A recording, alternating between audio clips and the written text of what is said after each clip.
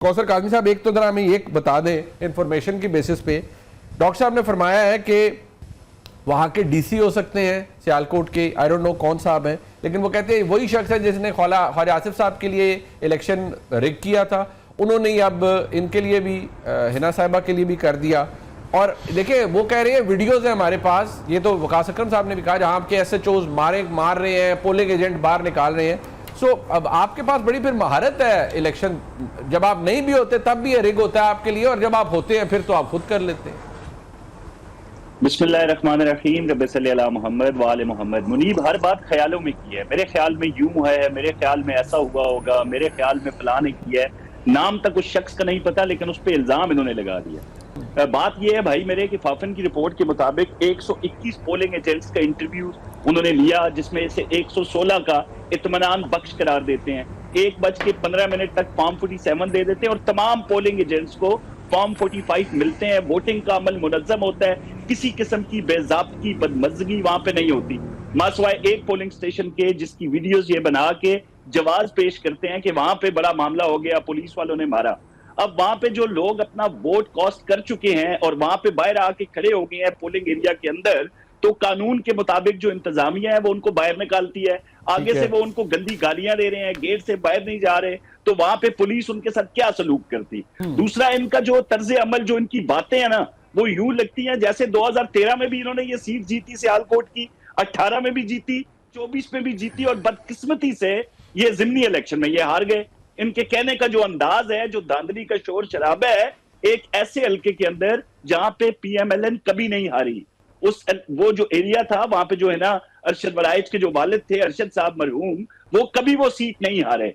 तो ये उस पे ऐसे क्लेम कर रहे हैं, ऐसे ढोल ढमक्के और शोर शराबे हो रहे हैं जैसे हमेशा इन्होंने वो सीट विन की हो। भाई मामला ये है, अगर वीडियोस इनके पास होती, जिस तरीके से उमर डार ने कहा, जिस तरीके से अहमद अजहर ने कहा कि नून के अंदर के लोगों ने मुझे ये बताया कि हम रात को वहां पे चले गए थे, हमने तमाम फॉर्म 45 बना लिए, बक्से भर के रख दिए, बैलेट पेपर पे स्टैंप्स लगा दी, लेकिन वो उनका नाम नहीं ले रहे। क्या आप PTI के नहीं। किसी बंदे से ये बात, वो कहते हैं इंजेक्शन लगाए हैं, वो चंद साहब कह रहे हैं 2-3 इंजेक्शन लगाए, वो कहते हैं एक इंजेक्शन का मतलब है 10,000, तो वो कहते हैं 2-3 इंजेक्शन लगाए हैं आपको।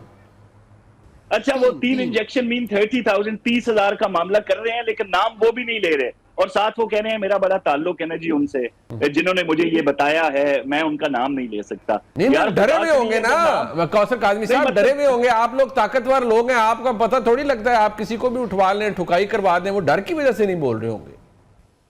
कमाल करते हैं लोग, सड़कों पे निकल के गालियां दे रहे होते हैं। इनका लीडर एक प्राइम मिनिस्टर को लेला कह रहे हैं, और वो शख्स लेला कह रहे हैं मुनीब, जो हमेशा ऐसा लेला था कि वो घर बैठा होता था, उसकी बेगम उसको बताती थी लेला साहब आप प्राइम मिनिस्टर हैं। लेला साहब को खबर नहीं होती थी। लेला साहब को जब उठाया गया तो तमाम सियासी क़यादत को पाकिस्तान के अंदर गालियां दिलवाई गई, टीवी पे मीडिया शोज करवाए गए प्लांटन किस्म के कि आपने सबको चोर कहना है। एक महात्मा जो लेला था, कई जर्नैलों का, जिस लेले के लिए लंदन में एक प्लान बना, ये तो लंदन प्लान के हवाले से नहीं बताते ना। कुर्बानी के दिन है, ईद उल अज़हा का मौका है, तो लेले को बदनाम ना यहाँ पर करें, वो उन्होंने इस्तेलाह इस्तेमाल किया है। लेले की जरा तारीफ करते हैं ना, लेला कैसा लेला था। उस लेले को जब वहां पे लंदन प्लान तो हमने आंखों से देखा हुआ है मुनीब, अब हमसे बेहतर लंदन प्लान कौन जानता है, जिस लेले को वहां पे जनरल और ताहिरुल कादरी और कितने लोगों ने बैठ के रंग डाल के, गले में हाथ डाल के, बातें पे नीला डॉक्टर साहब हंस रहे हैं, लगता है कुर्बानी के लिए उन्होंने लेले मंगवाए हैं। तो ये लेला जो है ना, लेला पूरी कौम जानती है लेला है कौन। अच्छा चले, अब मसला ये है, मैं डॉक्टर साहब के पास आऊंगा, वो अपना उन्होंने भरपूर एंजॉय किया है जो इस्तेलाह लेला दिखाएंगे। नहीं, मुझे तो शक है डॉक्टर साहब इसलिए हंस रहे हैं, शायद उन्होंने कुर्बानी के लिए मंगाए हुए होंगे। हमाद हसन साहब, बात ये है कि अभी इमरान खान साहब ने जो कुछ उनके तो ताज़ा तरीन बयानात है वो हमारे सामने आए हैं। एक तो मैंने पढ़ दिया, मैं उसे दोहराना नहीं चाहूंगा। वज़ीर आज़म को उन्होंने उससे मुखातिब किया है, लेकिन जो उन्होंने बात की है वो बड़ी सख्त है। उन्होंने कहा मुझे जरूरत नहीं है एस्टैब्लिशमेंट की, एस्टैब्लिशमेंट को मेरी जरूरत है। अगर फौज ने अपना तासुर ठीक करना है तो जो हकीकी नुमाइंदा जमात है उसको इक्तदार मिलना चाहिए। मुनीब, इमरान खान अपनी सियासत हार रहे हैं और मीडिया में जीत रहे हैं। वो रोज़ रोज़ एक नया एक अनहोनी टाइप बयानिया लेकर आते हैं और उस गोल को, उस झमघट्टे को, उस हजूम को अपने पीछे लगा लेते हैं। यानी जब भी कोई बड़ा बयानिया रियासती सतह पर सामने आता है तो उसके तोड़ के लिए वो इस तरह के बयानात देते हैं। 9 मई हुआ, कौम का रद्द अमल आया तो इमरान खान ने अपनी मजलूमियत का बयानिया सामने रखा। जब अदालतों में मामलात आए और अदालतों ने उस पर एक्शन लेने शुरू किए तो इमरान खान ने डटने का बयानिया सामने रखा। ठीक है जी। इंडिया को शिकस्त हुई तो इमरान खान ने उनके साथ मामलात आगे बढ़ाने का, और फिर मीडिया में ये चीज़ें सामने आई कि उनके साथ मुलाकात हुई है, उनको वज़ीर आज़म के लेवल की ब्रीफिंग दी गई है, और इस तरह के एक और बयानिया उस मुकाबले में ले आया।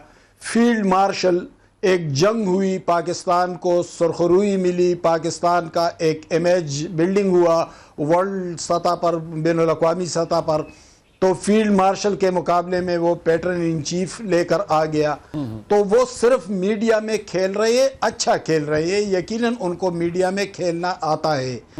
दूसरी बात तो ये कि वो कह रहे हैं कि वज़ीर आज़म पर तनकीद कर रहे हैं। तो भाई ये हम तो नहीं कह रहे, ये मैं और आप तो नहीं कह रहे, ये तो आप खुद कह रहे थे कि मैं बराए नाम वज़ीर आज़म था, तमाम इख्तियारात बाजवा इस्तेमाल कर रहे थे, लेकिन उसके बावजूद भी आपकी कारकर्दगी बहुत ख़राब रही।